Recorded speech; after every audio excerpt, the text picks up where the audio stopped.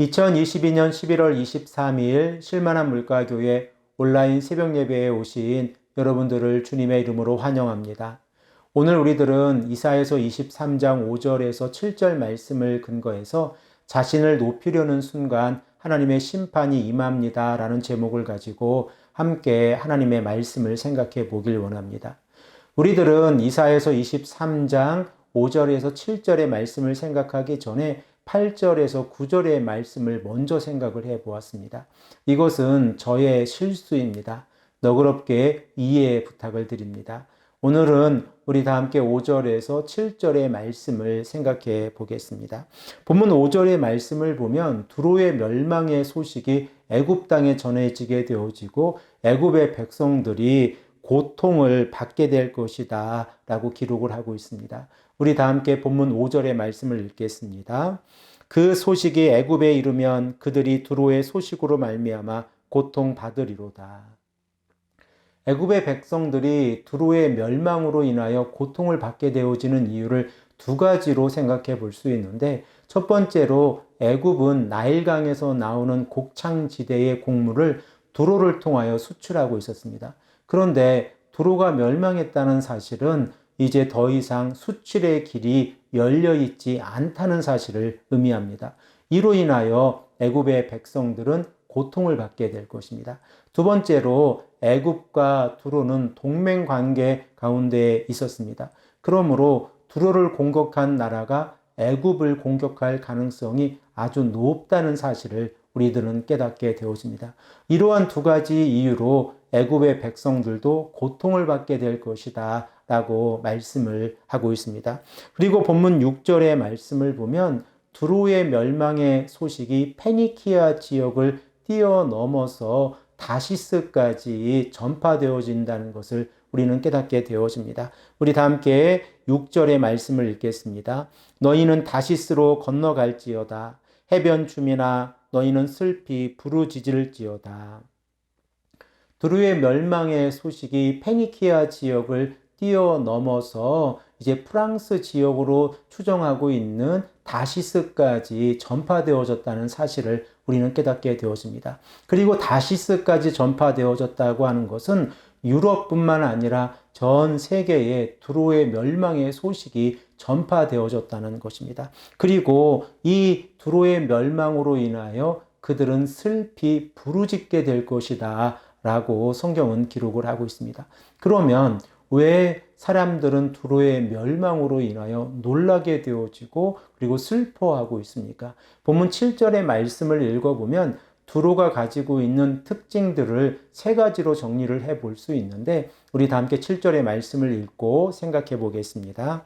이것이 옛날에 건설된 너희 희락의 성, 곧 그 백성이 자기 발로 먼 지방까지 가서 머물던 성읍이냐. 우리들은 본문 7절의 말씀을 통하여 두로가 가지고 있는 세 가지 특징들을 생각해 볼 수 있는데, 첫 번째 특징은 두로는 옛날에 건설된, 곧 고대에 건설된 도시라고 하는 사실입니다. 한 도시가 역사를 가지고 있다고 하는 것은 그 역사를 통하여 많은 일들을 경험하고, 그리고 그 많은 일들을 경험하면서 힘과 권력을 가지고 성장해 갔다는 사실을 우리는 깨닫게 되어집니다. 그러면 이렇게 역사가 깊은 도시가 멸망했다고 하면 그 이유에 대해서 많은 사람들이 궁금해 할 것을 우리는 알게 되어집니다. 그러면 이 두로가 이렇게 오랜 역사를 가지고 있었는데, 이 오래된 역사를 가지게 되어지면서 그들 가운데에서 어떠한 마음이 있었습니까? 본문 6절의 말씀을 보면 두로를 희락의 성이라고 표현을 하고 있습니다. 희락의 성이라고 하는 표현을 히브리어적인 표현으로 바꾸어서 생각을 해보면 승리감에 넘쳐 의기양양한 성이라고 하는 의미입니다.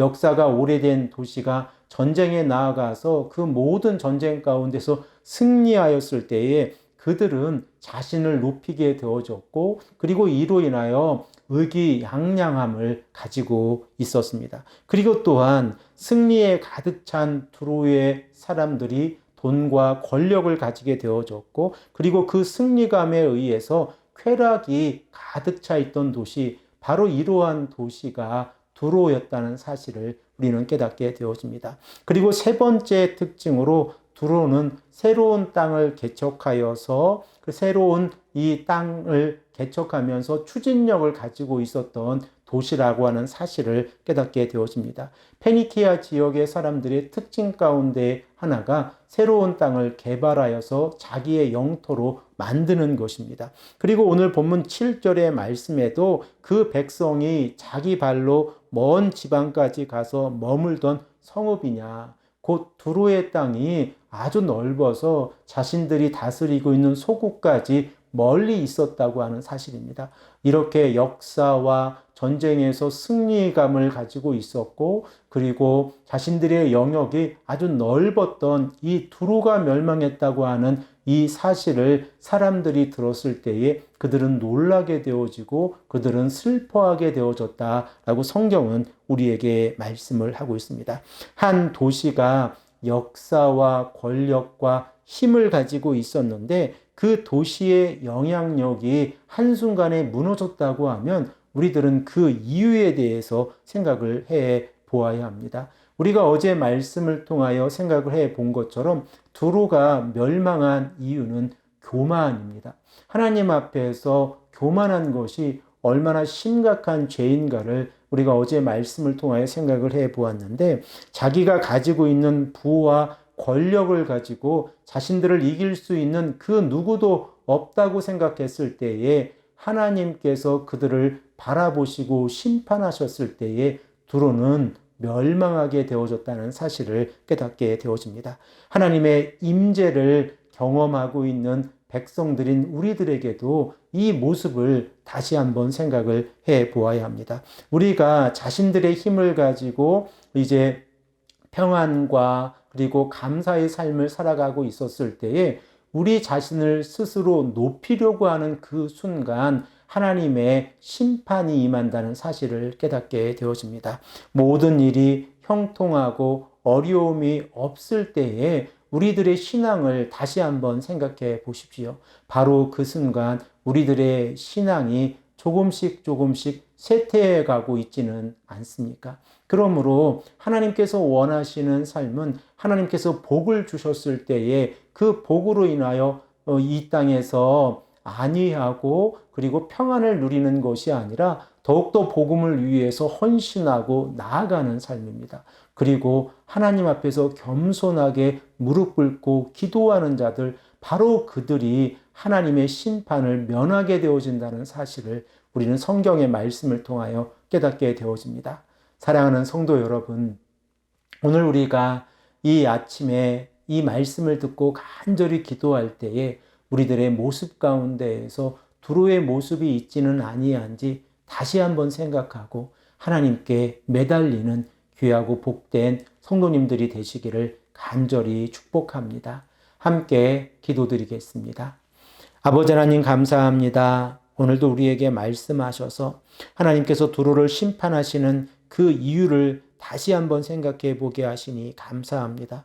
두로가 역사를 가지고 있었고 모든 전쟁에서 승리하면서 의기양양하며 자신을 높이고 자신들의 땅을 넓혀가고 있었을 때에 하나님께서는 두로를 심판하셨습니다.